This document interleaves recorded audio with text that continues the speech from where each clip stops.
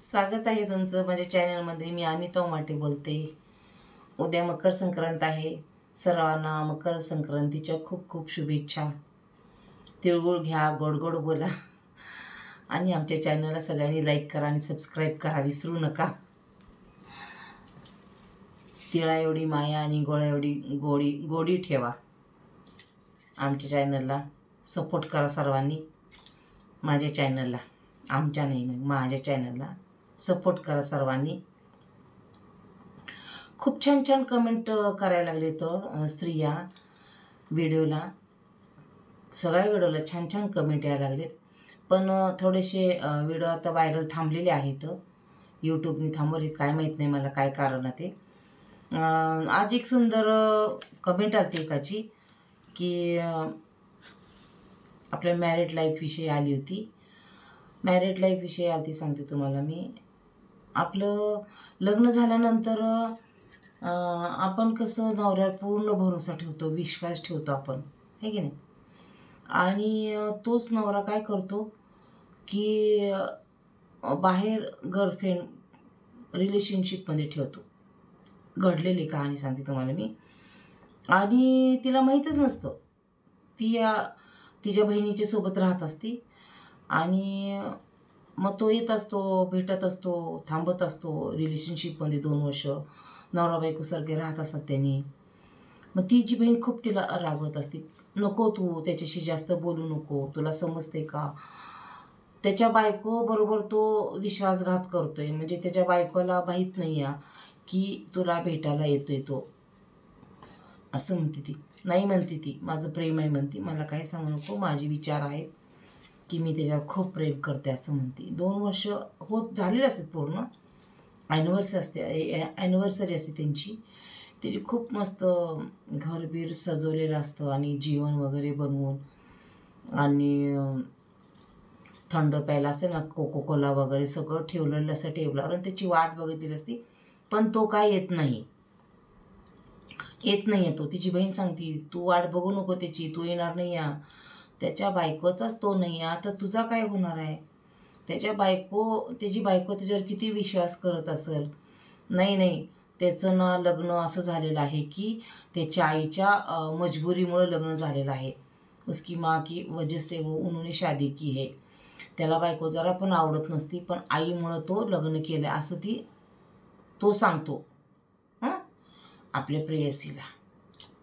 म्हणजे जसं हे पती पत्नी और ओ ही अशी कहाणी आहे.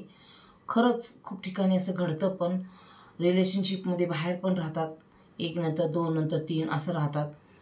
कारण त्यांना पेमेंट वगैरे भरपूर असतात, त्या गरजा पूर्ण करत असतात ते सगळं. आणि इकडं बायकोला काहीही माहीत नसतं. आणि जरी बायकोला माहीत झालं तरीसुद्धा ती बायको म्हणजे मी काय करू शकते आता, मी काहीच करू शकत नाही म्हणते. मग जसं काही ठिकाणी घडलेलं असतं की ते मोबाईल नंबरमधून नंबर वगैरे घेते ज्याच्याबरोबर ती राहत असते आणि बायकोला बोलवते आणि मग ती म्हणते, हे बघा तुमच्या मिस्टरांबरोबर माझं असं रिलेशनशिप आहे. ती म्हणते मी काय करू शकत नाही म्हणती, तुला कळायला पाहिजे म्हणती, तू एक लग्न झालेल्या परपुरुषाबरोबर कसे काय रिलेशनशिप ठेवू शकते तू. तो सुंदर आहे, तुझ्या घरावरनं तर वाटते तुझं इतकं सुंदर घर आहे, तुझी परिस्थिती चांगली आहे, है ना, तुझ्याकडे भरपूर पैसा आहे. मग तुला कळायला पाहिजे ना, तुला दुसरा साथीदार मिळाला असता.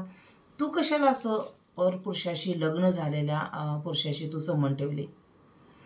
मला तर त्यांनी काही सांगितलेलं नाही, मला काही माहीत नाही म्हणते ती. हिची बहिणीला सारखं सांगत असते, तू वेडी आहेस, तुला कळत नाही, तुला चांगला नवरा मिळू शकतो, तुला जॉब आहे, सुंदर घर आहे, प्रॉपर्टी आहे आणि तू शिकलेली आहे, पण तरीसुद्धा तू अशी चुका नाही म्हणते. माझं प्रेम आहे म्हणते, खूप प्रेम आहे म्हणते माझं.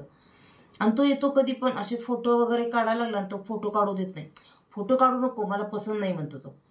तिला म्हणते हा ठीक आहे. म्हणजे खरंच तिला वाटतं की आपण फोटो काढतोय म्हणजे त्याला आवडत नाही, पण तो काढत असतो की प्रूफ काय राहू नये म्हणून. हे तिला समजत नसते, कारण तिनं प्रेमामध्ये पूर्ण आंधळी झालेली असते. तिनं खूप प्रेम करत असते त्याच्यावर, लग्न झालेलं नसते. मग तिला एक दिवस तिची बहीण म्हणते, चल तुला खरं खोटं करून देते म्हणते. मग तो कुठून जॉबला सुटतोय ना, त्याच्याबरोबर ऑफिसच्या समोर लांब असं गाडी थांबवते ती आणि मग त्या गाडीच्या पाठीमागं जातात. मग तिथून त्याची बायकोसोबत त्यांनी फिरायला वगैरे आलेले असते. तर जवळपास तिथंच कुठंतरी ऑफिस सुटल्यानंतर जातो तो, बायकोला पण घेतो आणि बायकोमध्ये फिरायला आलेला असतो. बायकोवर तो खूप प्रेम करत असतो असं तिला दिसलं. माझ्यावर तर प्रेम करतो, पण बायकोवर सुद्धा तो खूप प्रेम करतो तिला दिसलं. ती म्हणते खरंच ताई बरोबर आहे मग तुझी. तिनं लगेच उतरून गाडीतून त्याला भेटायला लागली. तिला म्हणते थांब, भेटू नको, अजिबात जाऊ नको म्हणती. मग तुझ्याकडं काय प्रूफ आहे म्हणती. हां, आहे का तुझ्याकडं काय प्रूफ आहे का. काहीच नाही म्हणते, माझ्याकडे फोटो पण नाही, व्हिडिओ नाही, काही नाही म्हणते. मग काय तू त्याला सांगणार आहे म्हणती. मग तिला ती काय करते, पूर्ण व्हिडिओ सगळं तो आलेला गेलेला सगळं व्हिडिओ रेकॉर्डिंग करते. व्हिडिओ करते तू. कॅमेरा अशा ठिकाणी ठेवती आपला मोबाईल चालू करून की त्याला दिसू नये. आणि तो आलेला वगैरे सगळं तिनं व्हिडिओमध्ये त्या हे कर प्रूफ दाखवण्यासाठी व्हिडिओ करून ठेवते आलेल्याचा. मग तो झोपल्यानंतर मग त्याच्या मोबाईलमधून बायकोचा फोन नंबर घेते ती. बायकोचा फोन नंबर घेतल्यानंतर दुसऱ्या दिवशी त्याच्या बायकोला फोन करते आणि मेसेज पाठवते, व्हॉट्सअप करते आणि ये म्हणते घरी, काम आहे म्हणते, जरा बोलायचं आहे म्हणते विशेष. ती म्हणते कोण आहे म्हणते मला बोलवणार आहे. मग ती येते घरी. घरी आल्यानंतर मग तिनं म्हणती सगळं सांगते. म्हणते असं असं हम 2 साल से रिलेशनशिपमध्ये आहे म्हणून सांगते ती. मग ती म्हणती पहिल्यांदा शांत बसते ती आणि ती म्हणती मला एक चहा मिळेल का म्हणती. तिचं नाव घेते. म्हणती मला एक चहा मिळेल का म्हणती. तिने म्हणती नहीं मैं बना सकती, खुद मैं बनाती हूँ, कहाँ किचन है देखो, मुझे चाय पत्ती और शक्कर दे दो. मग ती वहा किचन आहे म्हणते. ती जाती. मग ती पण तिथे ती चहा करता करता मग चहा बनवती. चहा बनवता बनवता ती सांगते की हे काय त्याचं पहिलं नाही आहे म्हणते, असं पहिली बार नाही आहे. ती म्हणते हां हां म्हणती तू रिलेशनशिप में रहने वाली तू पहली लेडीज़ नहीं है म्हणती, और भी है उसके साथ, अभी वो गई है, अभी तू आहे. एवढंच बोलते ती. एवढं बोलल्यानंतर मग ती तिला समजावून सांगते की त्याची चूक नाही आहे म्हणती, तुझी चूक आहे म्हणती. त्याचं लग्न झालेलं आहे तो सांगतोय. आणि तो काय म्हणला की त्या दिवशी ॲनिव्हर्सरीला का आला नाही, तर आईला खूप बरं नाही म्हणून मी आलो नाही म्हणते. आणि मग फोन का केला नाही, तर मी ICUमध्ये माझी आई होती म्हणून मी आलो नाही म्हणते. लगेच तिला खरं वाटतंय. मग तिनं म्हणती उनकी माँ के वजह से आपकी ऐसी शादी हुई.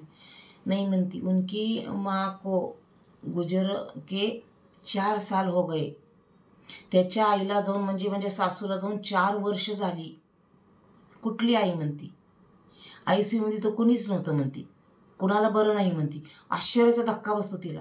म्हणजे हा माणूस किती खोटं बोलतो. रिलेशनशिपमध्ये राहतो, मजा करतो तिच्याबरोबर, संबंध ठेवतो तिच्याबरोबर. विचार करा तुम्ही, म्हणजे ही किती मोठी चूक झाली तिच्याकडून. जसं म्हणतात ना पती पत्नी औरो, तसं खूप हे असतं. म्हणजे कुठलीही आपण जेव्हा एखाद्या परपुरुषाबरोबर बोलतो तेव्हा ना आपण विचार करून बोलायला पाहिजे. हां, प्रेम होतं ठीक आहे, प्रेम होतं, पण त्याचं लग्न झालेलं आहे. अशा चुका करतच जाऊ नका ना तुम्ही. मग ती म्हणते तू पहिली औरत नाही म्हणते ऐसी, और भी कोई हो के गए म्हणते उसके जीवन में. म्हणजे त्याच्या आयुष्यात आणखीन पण स्त्रिया येऊन गेल्यात ज्या रिलेशनशिपमध्ये राहिलेल्या आहेत, पण त्यांनी कधीही मला फोन केला नाही. तू फोन करून मला बोलवण्याचं धाडस केलं, चांगली गोष्ट आहे म्हणती.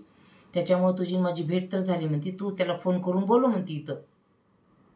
ठीक आहे म्हणती. मग त्याच्या बायकोनी ती बसती तिथंच. आणि मग तो जी तिची असते ना आता रिलेशनशिपमध्ये राहती असते ना स्त्री, तिने फोन करते त्याला की या म्हणते आता आपण भेटूया. भेट आल्यानंतर दरवाजा उघडल्यानंतर त्याच्या बायकोला आणि तो दोघीलाही बघतो आणि आश्चर्यचकित होतो की इथं माझं सगळं भांडं फुटलं. काहीच बोलत नाही तो. आणि ह्या दोघी पण काहीच बोलत नाहीत. विचार करा तुम्ही. म्हणजे आपण एखाद्या परपुरुषाकडे किती आकर्षित होणं, ही आपली चूक आहे का पुरुषाची चूक आहे. पुरुषसुद्धा असा असतो की एखाद्या महिलाकडे बघतो तेव्हा महिलासुद्धा आकर्षित होती, असं नाही की होत नाही, होती. कारण ते आकर्षणच तसं असतं.